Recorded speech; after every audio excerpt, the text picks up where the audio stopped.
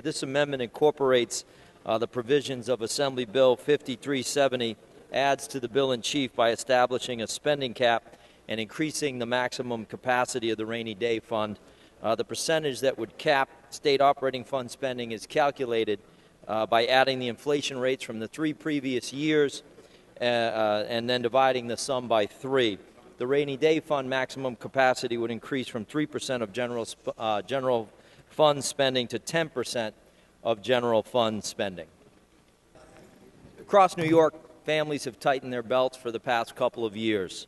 And it's easy to say that we understand the plight of those working families, but yet we continue in Albany to act in a way that disregards the simple truth that our recession has not gone away.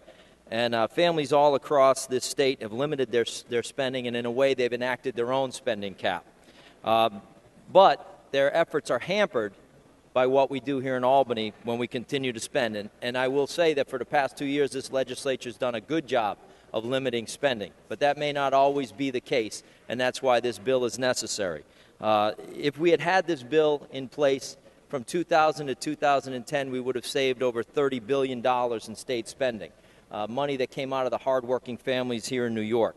Our answer in this legislature seems to be limiting what everyone else can spend, and at times making matters worse by passing on our costs to them through unfunded mandates. And we all know our school districts and our local governments are struggling with this new tax cap. And while it was a historic action by this legislature and one that most of us supported, it also comes with some problems because we failed to follow through on mandate relief. And we're right to recognize that we could not spend our way out of this recession, and that giving relief to taxpayers was absolutely critical, and it's necessary. But if we're going to legislate that school districts and municipalities live within a cap, then why can't we do the same? In fact, we must do the same. We have to do exactly what the families of New York are doing.